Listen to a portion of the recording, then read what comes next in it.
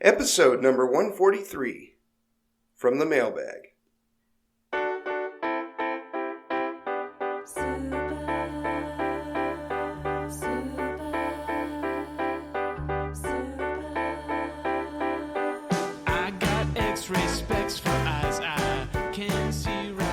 Welcome to the Heads Up Poker Podcast. This is Steve Barton, and thank you for tuning in. Thank you for your tweets. Thank you for your questions. And this week is for you. Going through all past questions and emails and kind of catching up.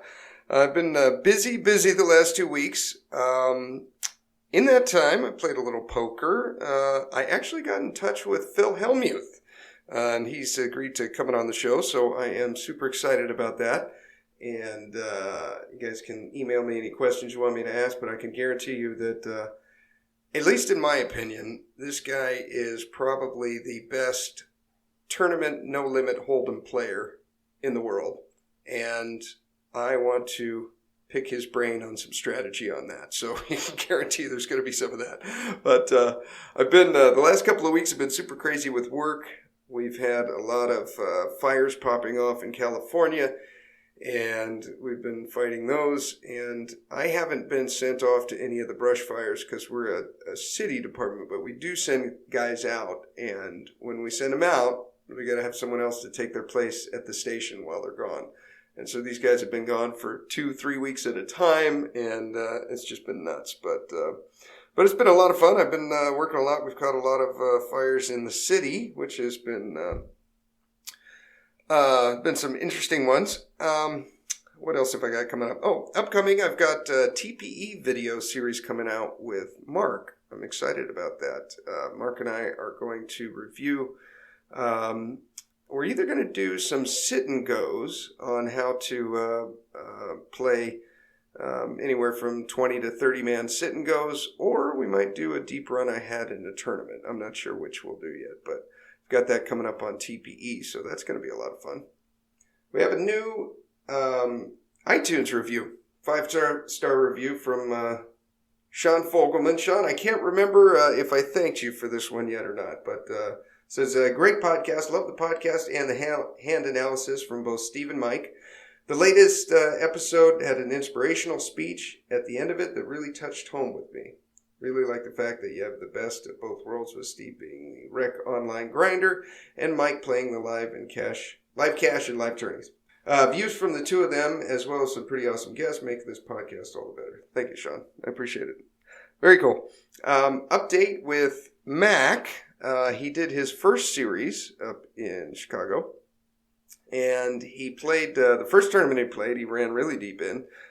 He got 90 out of, I can't remember how much, but he cashed. And then I think he had another 3 or 4 bullets planned for that one, which he didn't need to do because he made day 2. And so well done, Mac. That was a fun sweat. And he's got another series coming up here starting in November. So if you guys want to buy some action, I've already got 3% of them. Then you can do that. Let me know, and I'll patch you through to Mac. I got a really cool email, and it's kind of a series of emails. So I'll go back to one that this is from Craig Hills, and he's from the UK. And anyways, he sent me an email towards the beginning of the year, and he basically, if you guys remember, longtime listeners might remember this one, that he's been listening and he wanted to find out where to find the first podcast because iTunes only holds the last 50. You can get them all on YouTube. 1 through 143 are on there. So anyways, he said, I'm a big fan of your podcast. Thanks so much for your time and effort to invest into putting out this great content. Really enjoy the hand discussions. Great guests that you get so far from Mark, Elliot Roe&nbsp, and Jared Tendler. Anyways, he says he's starting from the beginning and listening all the way up through, and he's not skipping ahead. He's just going one by one, which is exactly what I do when I find a podcast that I like. So I thought that was really cool. Just got a second email from him. It's entitled 91 Episodes Later, and looking at the date, it's about 9 months later. It says, many months on, and I've just listened to episode 116, in which you read my email from the from earlier in the year. I am still going through at a rate of about 2 or 3 per week, and now I'm only behind about 20 to 25 behind the latest editions. Finally caught up soon. I'll finally be caught up soon. I've seen in the listings that a couple of the episodes I'm about to hit are with Mark Alioto Killingbird, Alex Fitzgerald, and Carlos Welch, all of whom I've really enjoyed listening to previously, so I'm super looking forward to these. Still loving content. Alex Venosa and Carlos are the episodes in particular that have stood out. Keep up the great content. Good luck at the tables. I'll drop you an email when I finally catch up. Keep going, Craig. You're almost there. I love it, man. Thank you for writing in. And very cool. This is why I do the podcast. I've been getting a lot of questions about Bitcoin, especially since my interview with Mark Stanwyck, and lots of questions. So what I'm going to do, I'll kind of fire through a few of these, but anyone that wants to know more about Bitcoin, I'm going to have Mark back on. Shoot me an email, headsuppokerpodcast@gmail.com, or you can go to headsuppoker.poker, whichever's easier for you to remember. Click on the link in the show notes, Twitter. You guys know how to get a hold of me. And shoot me your questions for Mark, because I'm going to have him again on soon. I got a question from Brian. The wallet's safe. Yes, you want to keep your Bitcoin in wallets and get a ledger as well. That would be the safest way. Keep it on there. Right now, I've got a Bitcoin. Mike bought some Bitcoin, and recently, in the last month, it's gone up $2,400. I got mine 3 or 3.5 years ago at $450, and so now it's worth about $6,000, which is very cool. One of the best investments I've ever made in my life. Kind of wishing I would have bought 10 of them back then, but hindsight's 2020. Another investment that I've made that you guys might be interested in is Walmart. They're trying to take over the online sales, or at least get a piece of it of what Amazon's got. Their shares right now are at 87 when I checked this morning. I bought them about 2 or 3 months ago at 76. So they're climbing, and they're doing it consistently. And I don't know. We'll see. They teamed up with Google. I think it could be a good investment. And if you guys are listening to the show, you're definitely gamblers. Yeah, check it out. Might be worth something. And definitely the Bitcoin. I think that's the future of currency. That Ethereum. Yeah, I think there's going to be a lot of money to be made there over the next several years. Got a question here from Sean James, and it's about HUDs, using HUDs in online poker. First, I'm going to tell you, though, about Elliot Roe. You guys know you can try his 7-minute tilt buster for free right on your phone. You click on the link in the show notes. It'll take you straight there. And he is now also on Primed Mind. So you guys can click on the link in the show notes. That'll kick a little back towards the podcast, and it'll take you straight over to the app.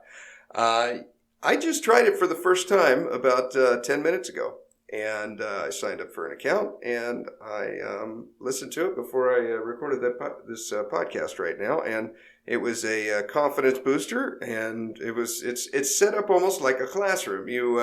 The first one is the confidence booster. I believe then it goes on to volume, and he's got a whole bunch of courses that you can take through each one, and I'm excited going through it with you guys. So that's cool. Try it out. Prime Mind. Click on the link in the show notes and put a little wind in the podcast sails. Okay, so Sean James, he was asking about interesting backstory. He's working to be a fireman like I am, and he was also a poker player, and he was asking about using a HUD. He said, "What HUD do you like to use?" There's 2 main HUDs, Sean, that you can get that will work with probably 85% of the poker sites out there, maybe even 90. And those are Hold'em Manager 2 and Poker Tracker 4. As far as which one is better or Working with both of them, I use Hold'em Manager 2. I've had students that have come to me with Poker Tracker 4, and I can tell you that I believe that Poker Tracker 4 is really nice for study sessions and for reviewing your hands, because the replayer, where you can watch the hands, is it's kind of nice. It's a little bit more friendly, I think.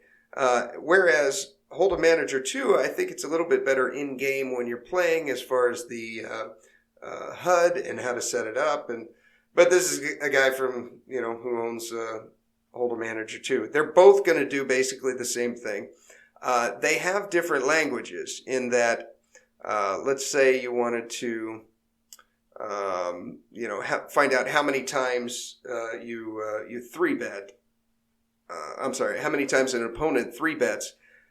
Hold'em Manager 2 will say something like opponent 3-bet percentage, and Poker Tracker 4 will say like 3-bet opponent or something like that. So I'm not sure what it is, but the verbiage will be different. And so when you transition from one to the other, it can be a little bit complicated to figure out what stat exactly you're getting in each one. But a simple Google search will find that out for you. And I'd recommend just picking one and sticking with it, because they're both about the same, and they both keep track of the same stuff, and they're both good. I'm just familiar with Hold'em Manager, so I go with that one. But there's plenty of resources there on either one. But I would not be playing without one. I mean, if the site allows it, like PokerStars or America's Card Room, if any of those, if they allow HUDs. There are some sites, some smaller sites, that don't allow HUDs, but if the site allows a HUD, I won't play on it without one. It can tell you so many stats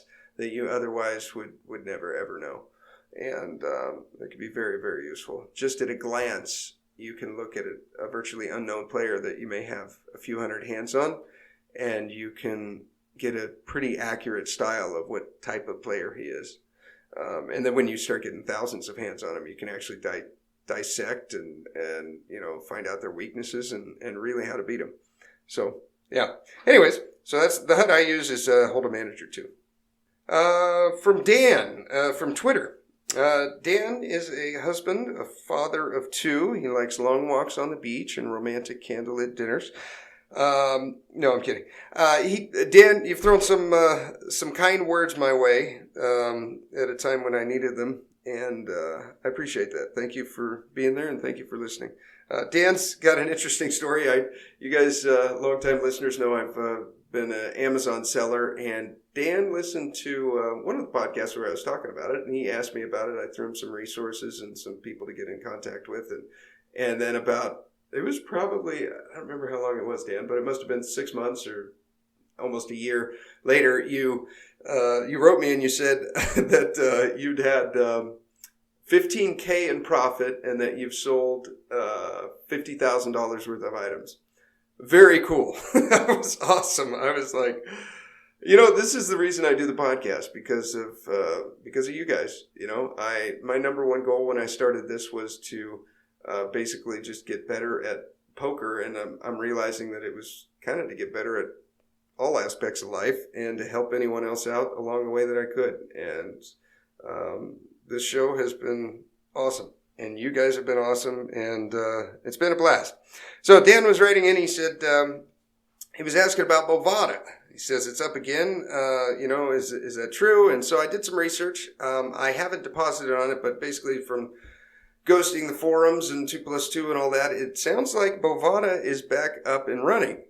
So if you guys remember, maybe 6 months or a year ago, Bovada got bought out by Ignition Poker, and you basically just transferred all your money over to Ignition, and you played there, and the tables looked about the same, and that was about it.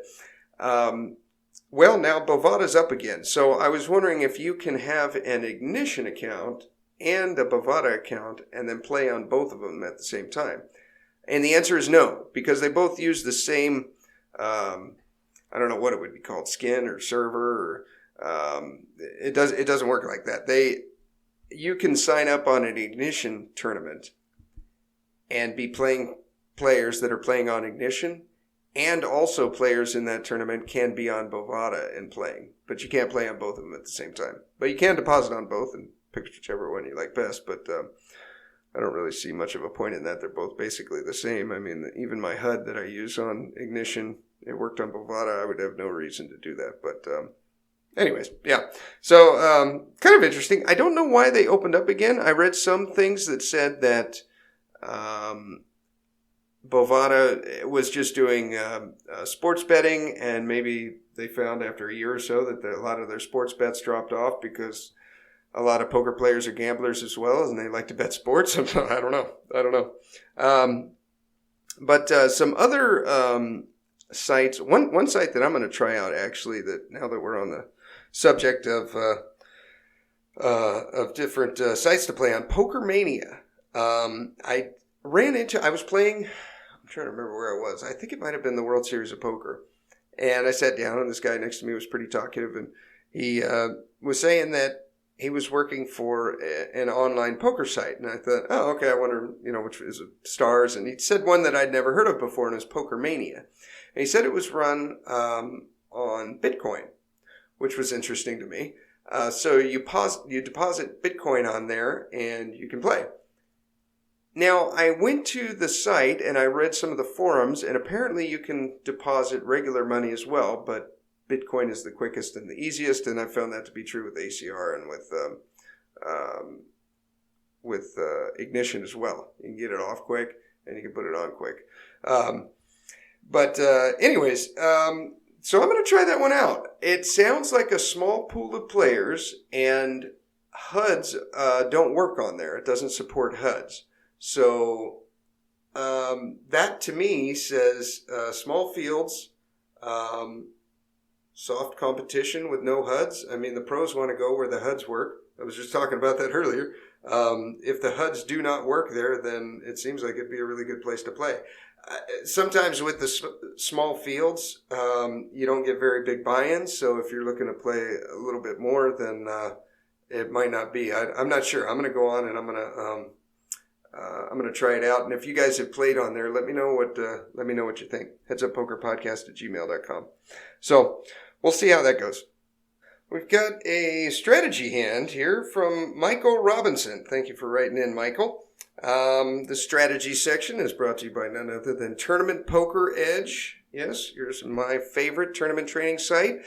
You can join me at TPE. Join Mark Alioto, Derek Tenbush, Daryl Jace, Alex Fitzgerald, Andrew Brokus, all these. And the new Colin Moshman. He's got some awesome videos on hyper turbos. I probably shouldn't be playing hyper turbos because I know the variance is so high, but sometimes you've only got, an hour and a half or 2 hours, and you're like, I could play a 50-man tournament right now and be done in an hour and 45 minutes. They're pretty cool. And you definitely got to know your shove ranges on there, though. And he is a master at that. So join me at TPE. Watch all the videos. They come out with a new one every single day, Monday through Friday. And on the weekends, sometimes they'll throw in a little stop-and-go video. Use the code HUP month, HUP quarter, or HUP year, depending on how long you want to sign up. I just do the full year. And yes, join me there.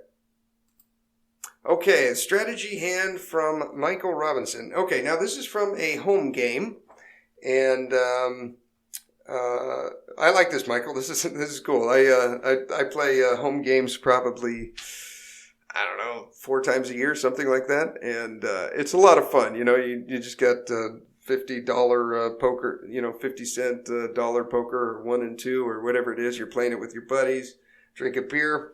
I love it. A lot of fun. Okay, so basically the way the hand goes here is we're playing 6-handed.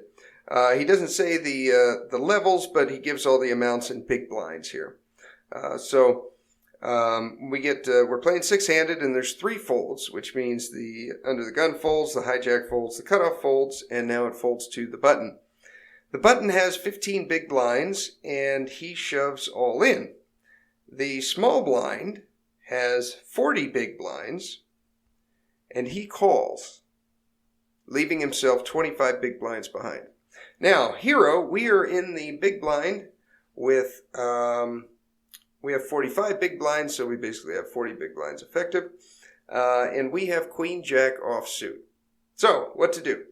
Now, as far as reads, he said at this game, they can call with 7-2 off or ace-ace. I think that's pretty common with any home game because,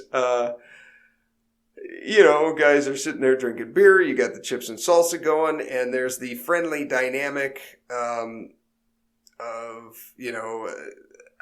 I just want to call, I'm on a rush. I just want to call this guy with the 7-2 off and, see if I can tilt him because he's my buddy.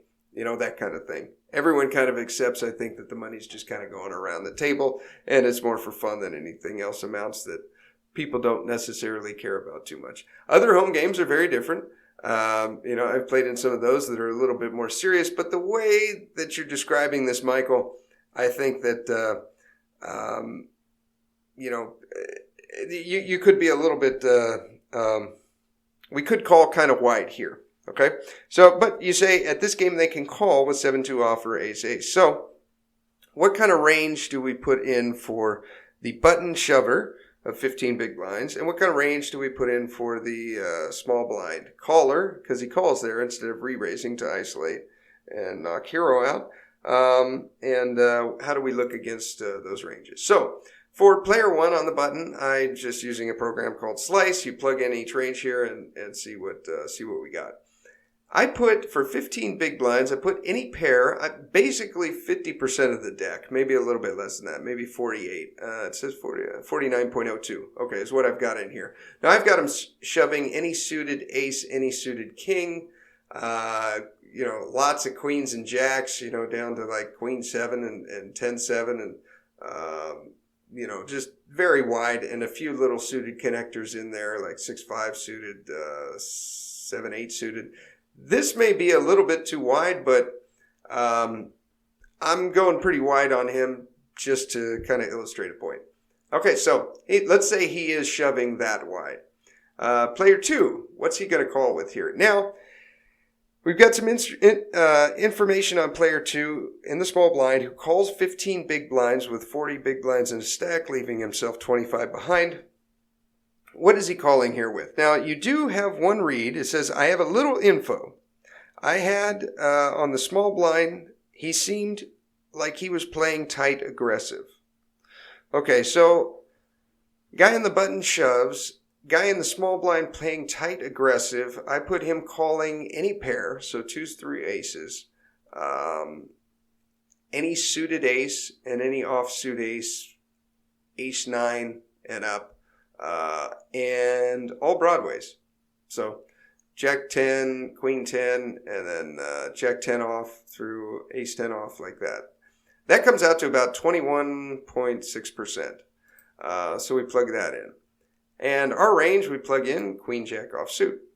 Now what we do is we press play, run the numbers, and we get to see what percentages here we are up against those ranges. I think these ranges are pretty accurate. You're right, they could be calling there with 7-2 off, but the way you describe the small blind, I do not think that he has 7-2 off there ever. I think he's got a fairly nutted range. Okay, so we run that. The shover has 31%. The caller in the small blind has 40, and we have 29. Now, how do we know if we should call or not? Here's what we do.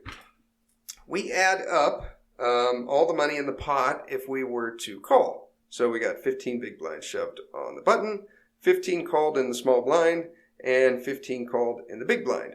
We don't need to add the half a big blind in the small blind and the one big blind in the big blind because that's tallied into the call. It's just a little bit less that we got to call. We got to call 14, but plus 1 equals 15. So total pot is 45, and the amount for us to call is 14. So we put 14 over 45, and we basically got 31%.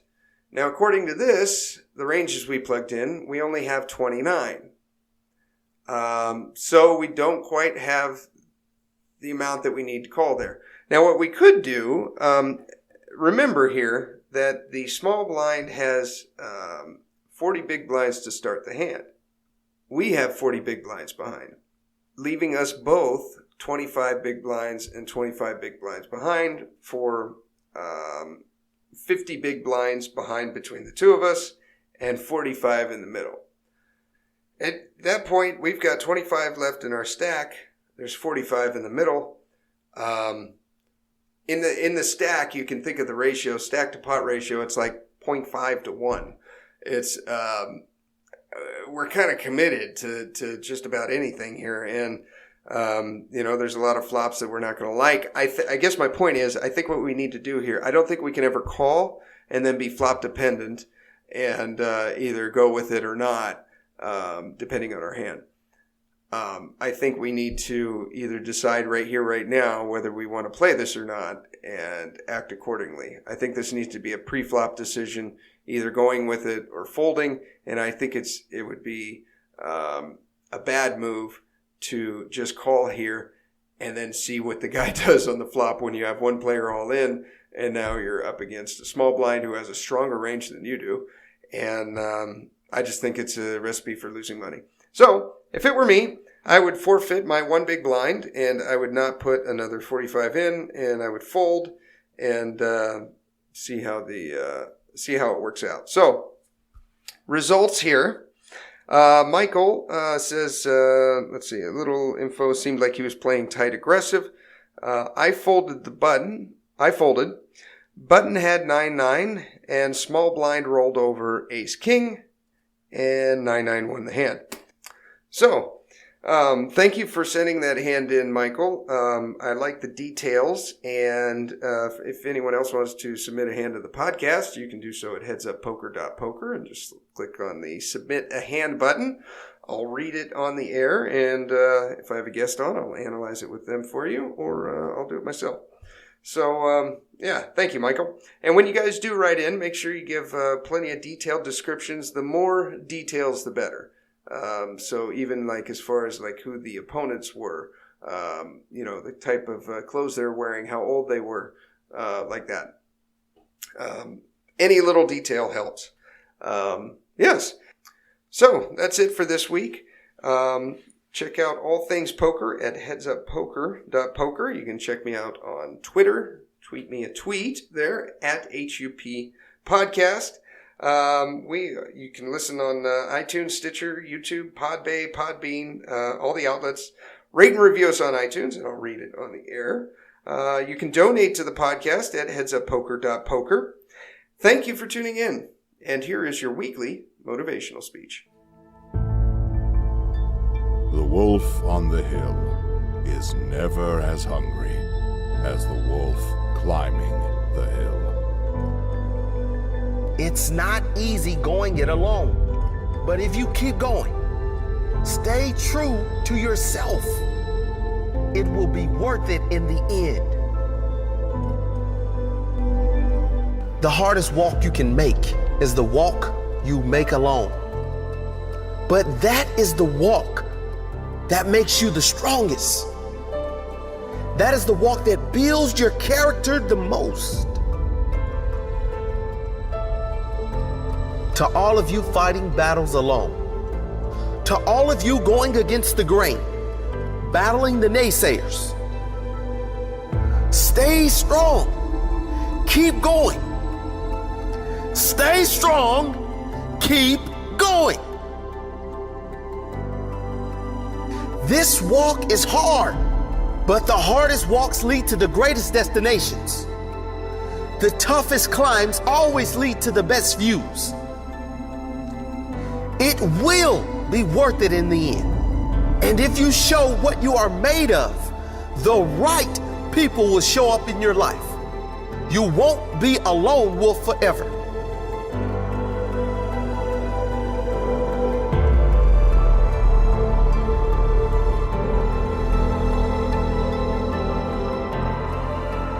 You have qualities only few can admire because most don't possess.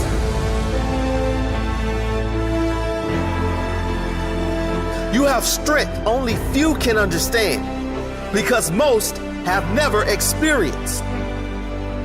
So don't give in. Don't settle. Don't lower your expectations to fit into the world. You were born to stand out. You were born to lead. Lead the pack.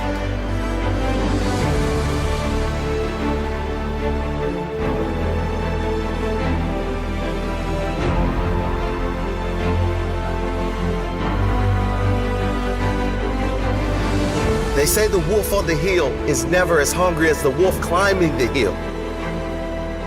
Always be that wolf climbing the hill. Always hungry for more. Always hungry to grow, to feed your mind and rise to the highest level you can take yourself. Never looking back, always looking forward to the next feast of success in whatever you do. It does not matter if you have to walk alone for a while.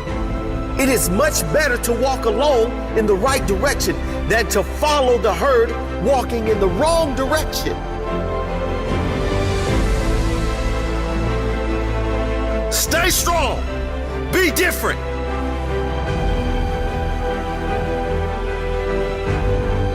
Your destiny is in your hands. Get out there and hunt it.